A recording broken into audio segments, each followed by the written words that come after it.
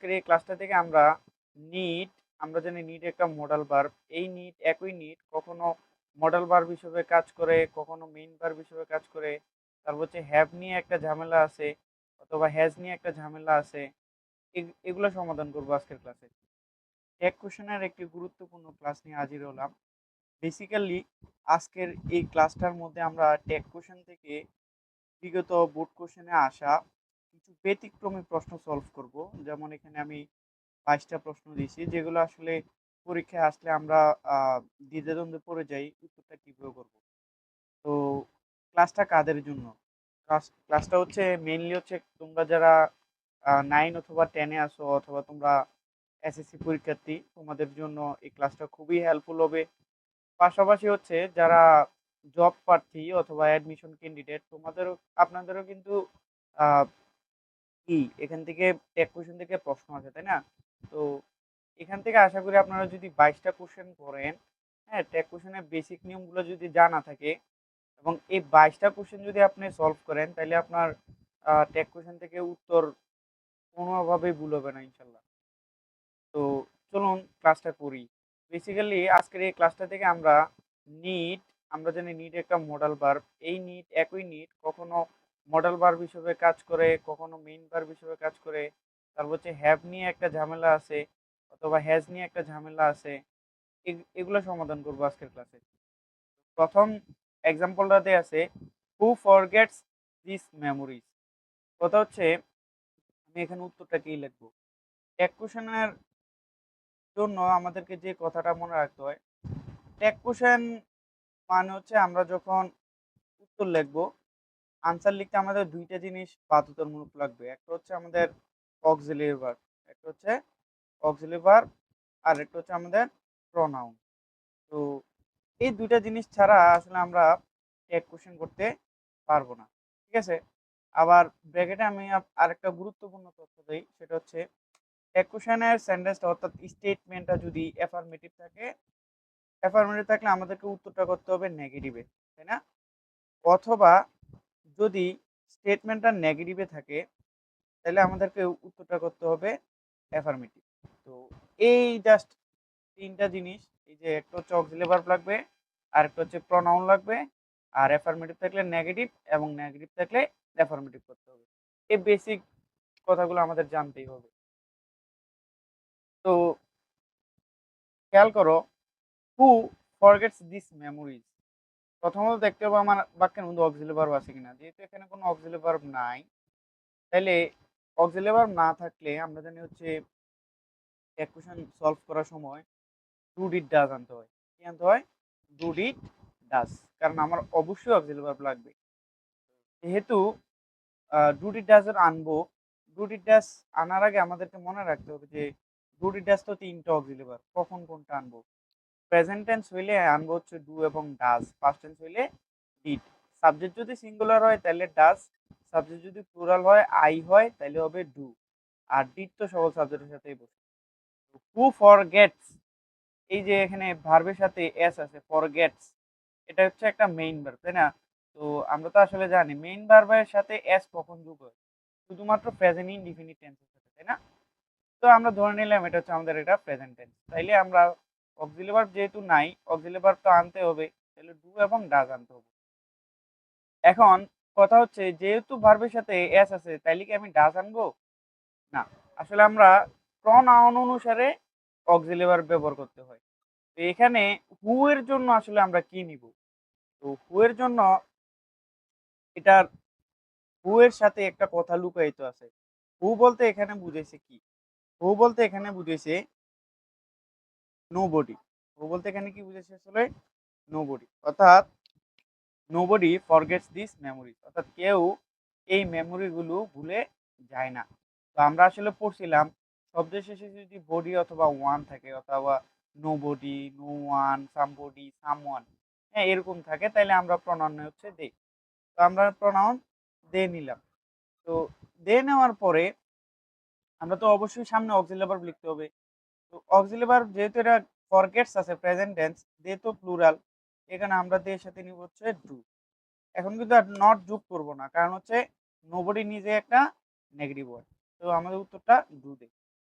পরে লেখা আছে, কি লেখা আছে দেখুন, 2 নম্বরে লেখা আছে যে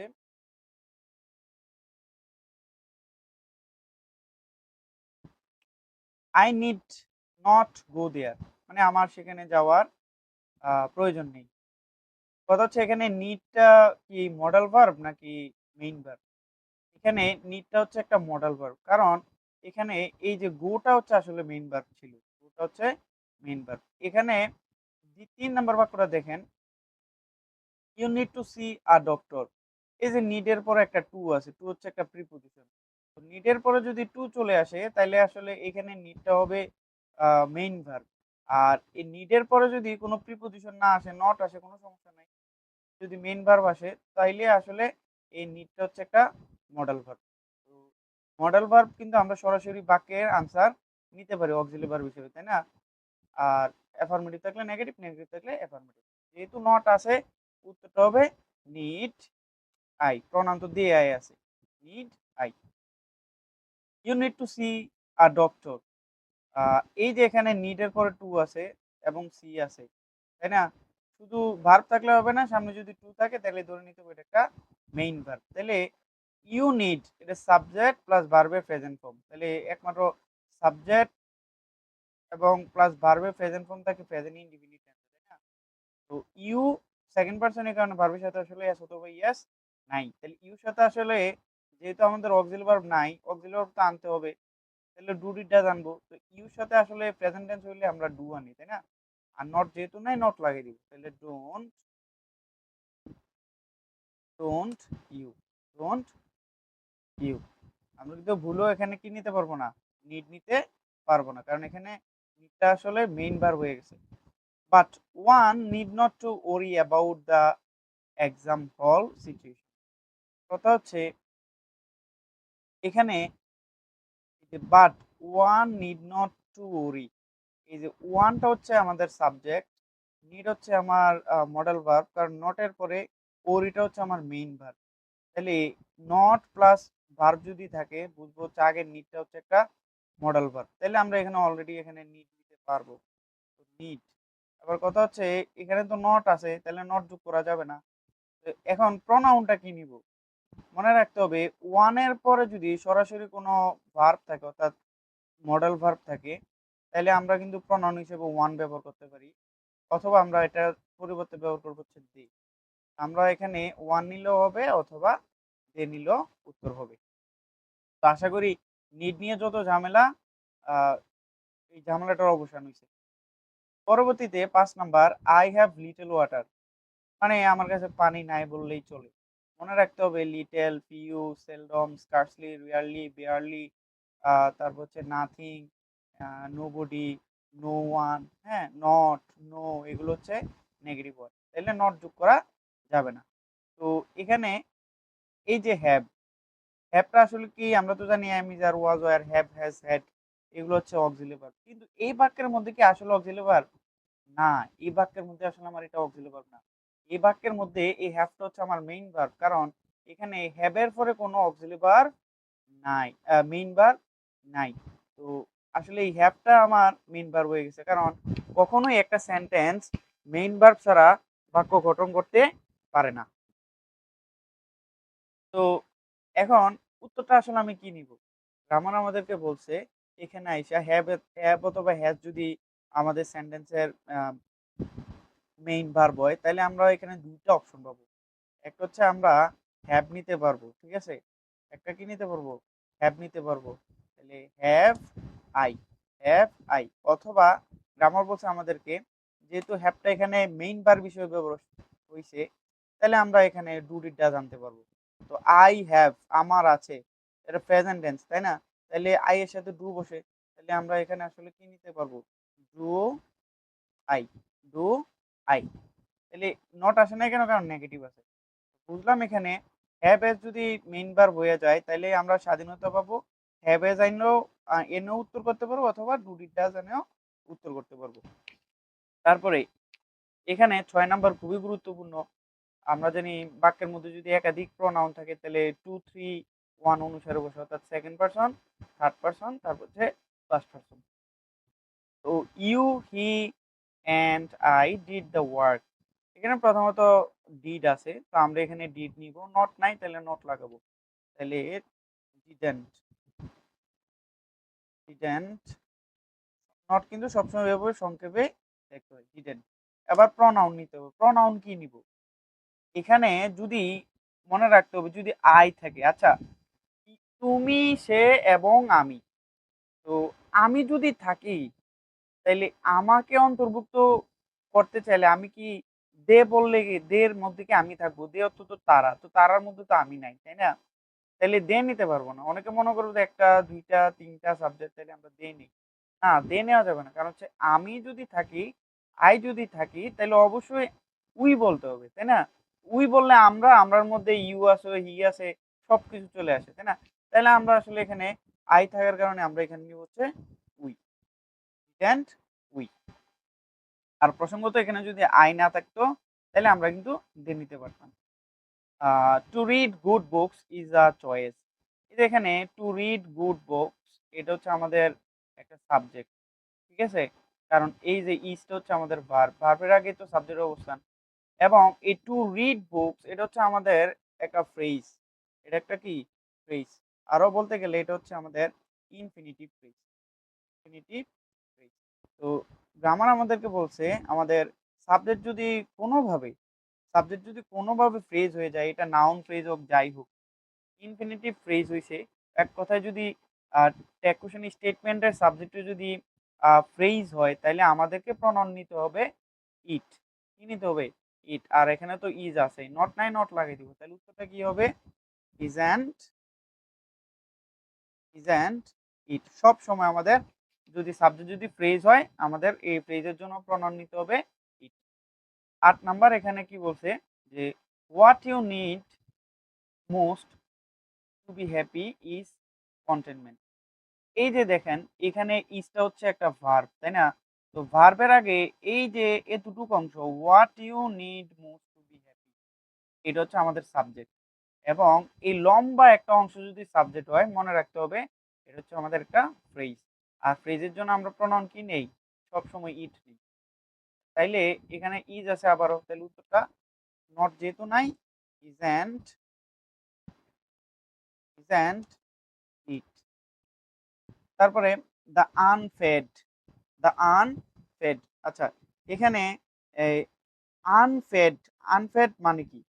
আনফেড আমাদের অর্থটা বুঝতে হবে, তারপর হচ্ছে আমাদের এটা কোন পার্টস অফ স্পিচ, হ্যাঁ, এই এটাও আইডেন্টিফাই করতে হবে। এখানে আনফেড মানে হচ্ছে যারা খায় নাই, ঠিক আছে, তাদেরকে বোঝাচ্ছে। তো এখানে আনফেডটা আসলে একটা অ্যাডজেক্টিভ। আনফেডটা কি? অ্যাডজেক্টিভ। তো গ্রামার আমাদেরকে বলছে যে যদি অ্যাডজেক্টিভের আগে দা থাকে অথবা দা প্লাস অ্যাডজেক্টিভ যদি থাকে, সরি, দা প্লাস অ্যাডজেক্টিভ যদি থাকে তখন এর জন্য আমাদেরকে প্রনাউন নিতে হবে হচ্ছে দে। প্রনাউন কি নিতে হবে? দে। এইটা আমাদেরকে কিন্তু মুখস্থ রাখতে হবে। দা প্লাস অ্যাডজেক্টিভ থাকলে এটার জন্য প্রনাউন নিতে হবে দে। তাইলে এখানে তো শুড আছে এই মডেল ভার্ব, তাই না? তাহলে শুডের সাথে একটা নট হবে। স্টুডেন্ট, স্টুডেন্ট দে, স্টুডেন্ট দে। আশা করি সকলে বুঝতে পারছো। পরে দেখো the father rose in him. এখানে একটা দা পাইছে আবার, তাই না? এটা আমরা আগে রুলসটা পড়ি। আর এই প্রথমেই তোমরা ফাদার দেখে হয়তো হি নিয়ে ফেলবা, কিন্তু হি নিলে আসলে উত্তরটা ভুল হয়ে যাবে। তাহলে রুলসটা কি? রুলসটা হচ্ছে যদি দি থাকে অথবা দা যাই বলো, প্লাস যদি পরে ফ্যামিলি ওয়ার্ড থাকে, কি থাকে? Family word. এখন ফ্যামিলি ওয়ার্ড কোনগুলো? ফ্যামিলি ওয়ার্ড হচ্ছে ধরো ফাদার, তারপর হচ্ছে মাদার, হ্যাঁ, তারপর হচ্ছে সিস্টার, তারপর হচ্ছে ব্রাদার হইতে পারে, আঙ্কেল হইতে পারে। এই যদি ফ্যামিলি ওয়ার্ড গুলা থাকে তখন আমরা আসলে প্রনাউন নিব হচ্ছে ইট। কি নিব? ইট। কারণ এখানে দা ফাদার বলতে বাবাকে বুঝাইছে না, বাবার যে আচরণ পিতৃত্ব বোধটাকে বুঝাইছে। যদি দা মাদার থাকতো অর্থাৎ মাকে বুঝাইতো না, মায়ের মাতৃত্বটাকে বুঝাইতো। দা সিস্টার থাকলে যা মানে এই বোনের যে আচরণ এটাকে বুঝাইতো, ভাই থাকলে ব্রাদার থাকলে ভাইয়ের যে আচরণ এই জিনিসগুলোকে বুঝাইতো, ঠিক আছে? তাইলে আমরা কি করতাম, শুধু ফাদার মাদার থাকলে আমরা অবশ্যই এখান থেকে হি, ফাদার হইলে হি নিতাম, মাদার হইলে সি নিতাম।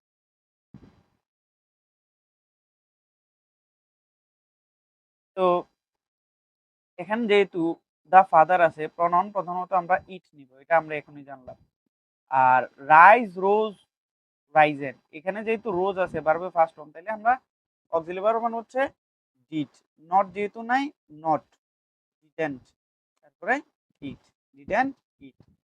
Speaking the truth is a good exercise. এই যে স্পিকিং দ্য ট্রুথ, এটা হচ্ছে আমাদের একটা লম্বা একটা অংশ, এবং এটা হচ্ছে তাহলে এটা ফ্রেজ, এই যে ফ্রেজ, আর ইজটা হচ্ছে আমাদের ভার্ব। তাহলে ফ্রেজের জন্য আমরা কি নেই, প্রনাউন নেই হচ্ছে আমরা ইট। ফ্রেজের জন্য কি নেই, ফ্রেজের জন্য আমরা জানি হচ্ছে এই যে ইট নেই। উত্তরটা কি হবে, ইজেন্ট, ইজেন্ট ইট। এগুলো সবগুলো কিন্তু আমাদের বোর্ড কোশ্চেন। তারপরে I along with you am, am SSC examinees. এই যে এখানে অ্যালং উইথ মনে রাখতে হবে, বাক্যের মধ্যে যদি অ্যালং উইথ থাকে তখন আমাদের দুইটা সাবজেক্ট পাবো। একটা হচ্ছে অ্যালং উইথ এর আগে একটা সাবজেক্ট, পরে একটা সাবজেক্ট, এই যে ইউ একটা সাবজেক্ট, আই একটা সাবজেক্ট। তো এছাড়াও আরো কিছু আছে, যেমন হচ্ছে এজ, ওয়েল, এজ, তারপর হচ্ছে এই যে অ্যালং উইথ, অ্যালং উইথ, এই দুইটাই সবচেয়ে বেশি আসে। অ্যালং উইথ, তারপর হচ্ছে টুগেদার উইথ, টুগেদার উইথ, তারপর হচ্ছে শুধু উইথ হয়। তো যাই হোক, সবগুলা লাগবে না, এই এই অ্যাজ ওয়েল অ্যাজ এবং হচ্ছে অ্যালং উইথটাই বেশি আসবে, অথবা টুগেদার উইথ, সর্বোচ্চ এই তিনটা। এখানে দুইটা নাউন থাকবে, অর্থাৎ এর আগে একটা নাউন থাকবে, পরে একটা নাউন থাকবে। দুইটা নাউন যদি থাকে, দুইটা যদি নাউন থাকে, তখন আসলে আমরা কি করতে হয়, পূর্বের নাউন, পূর্বের নাউন অনুসারে, এই যে এখানে নাউন অথবা প্রনাউন থাকতে পারে, কোনো সমস্যা নাই, এখানে পূর্বেরটা অনুসারে নিতে হবে। এই যে এখানে ই নিতে হবে, এখান থেকে আই নিতে হবে। এই যে অ্যাজ ওয়েল অ্যাজ আছে, হিজ প্যারেন্টস কিন্তু নেওয়া যাবে না, অথবা ইউও নেওয়া যাবে না, নিতে হবে প্রথম অংশটা। যেহেতু আই আছে, এখানে নিব হচ্ছে আই, আর এখানে এম আছে, তাই না? এম এর নেগেটিভ ফর্ম হচ্ছে এইন্ট অথবা আরেন্ট, এইন্ট অথবা আরেন্ট, এইন্ট অথবা আরেন্ট, মনে রাখতে হবে। তারপর হচ্ছে pronoun I, aren't I, I কিন্তু সবসময় capital letter.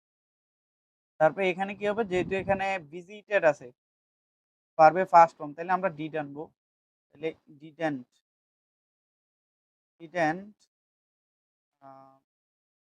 Didn't he, didn't he, কারণ অ্যাজ ওয়েল অ্যাজ আছে, অ্যাজ ওয়েল অ্যাজ এর আগের অংশ অনুসারে আমরা ভার্ব নিতে হয়। এই যে আমরা এখানে মার্ক করে দিব একটু, যে আমরা এখানে অ্যাজ ওয়েল অ্যাজ এর কারণে প্রনাউনটা নিছিলাম হি, প্রথম অংশ অনুসারে নিছিলাম, তাই না?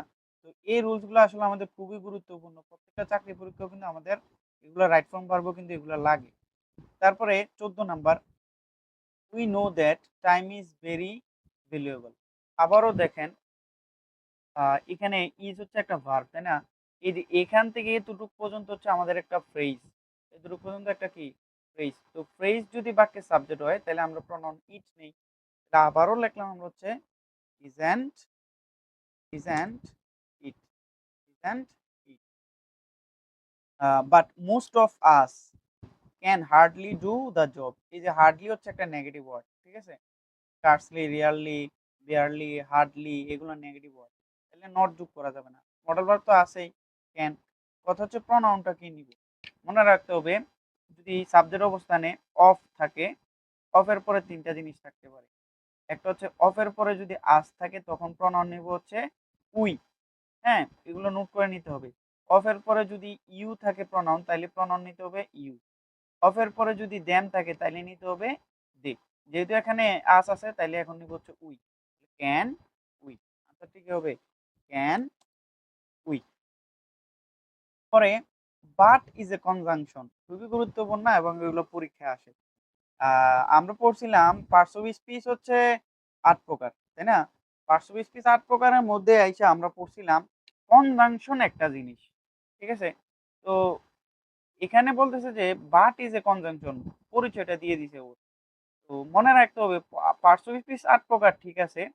Noun, pronoun, adjective, verb, adverb. এই যে নাম, এগুলো তো একটা নাম, তাই না? কনজাংশন, নাউন, অ্যাডজেক্টিভ, ভার্ব, এগুলো তো নাম। কোনো কিছুর নামকেই তো নাউন বলে, তাই না? তো পার্টস অফ স্পিচ এর ৮ টা নামই আসলে নাউন।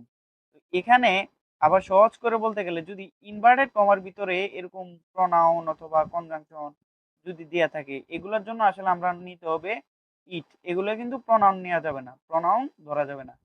তো এখানে তো ইজ আছে, তাহলে উত্তরটা তাহলে কি হবে? Isn't it, isn't it. পরেরটাও তাহলে আমাদের উত্তরের সেম হবে, isn't, isn't it, isn't it. এখানে কিন্তু সি নেওয়া যাবে না, কারণ এগুলো আসলে নাউন হিসেবে বসছে। এই যে ইনভার্টেড কমার ভিতরে থাকলে, হ্যাঁ, আমরা ধরে নিতে হবে এটা একটা নাউন। পরে work hard and stay focus to achieve your goal. এই যে ওয়ার্ক হার্ড, ওয়ার্ক কিন্তু এই যে প্রথমত এন্ড আছে মাঝখানে, তাই না? তো এন্ড থাকে হচ্ছে কম্পাউন্ড সেন্টেন্সে, তার মানে এটা একটা স্বাধীন বাক্য, এটা আমার একটা স্বাধীন বাক্য, কিন্তু এটা একটা ইম্পারেটিভ সেন্টেন্স, এই যে ভার্ব দিয়ে শুরু হয়েছে, তাই না? তো ইম্পারেটিভ সেন্টেন্সের উত্তর আমরা কি লিখি? উইল ইউ, মনে রাখতে হবে। পরে he put the bag here, he put the bag here. এই যে এখানে হিটা হচ্ছে সাবজেক্ট, এখন পুটটা হচ্ছে ভার্ব। এখন ঝামেলা হইছে পুটের ৩টা ফর্মই একই রকম, পুট পুট পুট। এটা তাহলে কোন টেন্স? এটা অবশ্যই ফার্স্ট ইনডিফিনিট টেন্স, কারণ ই তো থার্ড পারসন সিঙ্গুলার, তাই না? সাবজেক্ট যদি থার্ড পারসন সিঙ্গুলার হয়, প্রেজেন্ট ইনডিফিনিট হলে অবশ্যই ভার্বের সাথে এস অথবা ইএস থাকতো। যেহেতু এস অথবা ইএস নাই, তাইলে এটা ধরে নিতে হবে ফার্স্ট ইনডিফিনিট টেন্স, কারণ ভার্ব টু এর সাথে এস অথবা ইএস হয় না। তাহলে এখানে আমরা কি নিব? ডিড নিব। তাহলে didn't, didn't he, didn't he.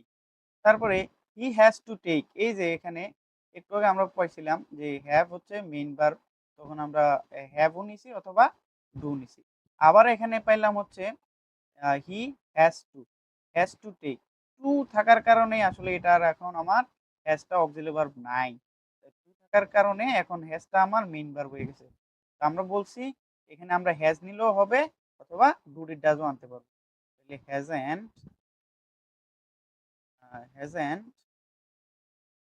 He, hasn't হি। অথবা আমরা এটা উত্তরটা নিতে পারবো doesn't, doesn't he, doesn't he. দুইটাই কিন্তু কারেক্ট। পরে দ্য মেমোরিজ অফ চাইল্ডহুড আর অলওয়েজ হান্টিং আস। কথা হচ্ছে আমরা এখানে কি নিব? চাইল্ডহুড, আমরা তো জানি চাইল্ডহুড হচ্ছে একটা আনকাউন্টেবল নাউন, অর্থাৎ এটাকে গণনা করা যাবে না। তো আনকাউন্টেবল নাউনের জন্য কিন্তু আমরা প্রোনাউন হচ্ছে সিঙ্গুলার নেই। আসলে এখানে যে রুলসটা, এই যে এইটা হচ্ছে এই এই এতটুকু পর্যন্ত হচ্ছে আমাদের সাবজেক্টের অংশ। তো সাবজেক্টের অবস্থানে যদি কোনো প্রিপোজিশন থাকে, হ্যাঁ, এই অফটাই বেশি এসএসসি লেভেলে আসে বা যে কোনো পরীক্ষাতে এই অফটাই বেশি আসে। তো যদি অফ থাকে বা প্রিপোজিশন থাকে, এর আগে একটা নাউন থাকতে পারে, পরে একটা নাউন থাকতে পারে, আগে একটা থাকতে পারে। সবসময় মনে রাখতে হবে প্রিপোজিশন যুক্ত অংশের, হ্যাঁ, এই যে আগের অংশ অনুসারে প্রনাউন ব্যবহার করতে হবে। মেমোরিজ নাউনটা হচ্ছে প্লুরাল, তাই না? তাহলে আমাদের নিতে হবে দে, আর আর তো আছেই অলরেডি, তাহলে আর and they, R and they. ব্যতিক্রম এবং একটু কঠিন মনে রাখতে হবে, তাহলে আমরা সব জায়গায় আসলে এগুলো পাবো এবং হচ্ছে লিখতে পারবো। হোয়াট এ পিটি, অনেকে মনে করে যে হোয়াট এ পিটি, এটার মধ্যে তো সাবজেক্টও নাই, ভার্বও নাই। মনে রাখতে হবে এটার একটা পুরা বাক্যটা কি, হোয়াট এ পিটি। হ্যাঁ, ইট ইজ, ইট ইজ, বাক্যটা আসলে এমন ছিল, what a pity it is. তো এখানে আমরা শিখলাম হচ্ছে হোয়াট এ পিটি, পুরোটা বাক্য হচ্ছে what a pity it is. তাইলে এখান থেকে আমরা ইজ নিব আর হচ্ছে প্রনাউন ইট নিব, আর নট নাই যেহেতু নট লাগিয়ে দিব। তাহলে ইজন্ট ইট, ইজন্ট ইট। এই তো আমাদের কমপ্লিট হয়ে গেল হচ্ছে ব্যতিক্রমী পরীক্ষায় আসা খুবই গুরুত্বপূর্ণ 22টি প্রশ্ন। যারা এই 22টি প্রশ্ন করে নিবা, সলভ করে নিবা, আশা করি তোমাদের টেক কোশ্চেন আর কেউ তোমাদেরকে আটকাইতে পারবে না। তারপরেও টেক কোশ্চেনের যদি বিস্তারিত ক্লাস লাগে অবশ্যই কমেন্টে জানাবা, তোমাদের জন্য আমি টেক কোশ্চেনের আবারও ক্লাস দিব। অলরেডি অনেকগুলো ভিডিও আছে টেক কোশ্চেনের, দেখে নিতে পারো।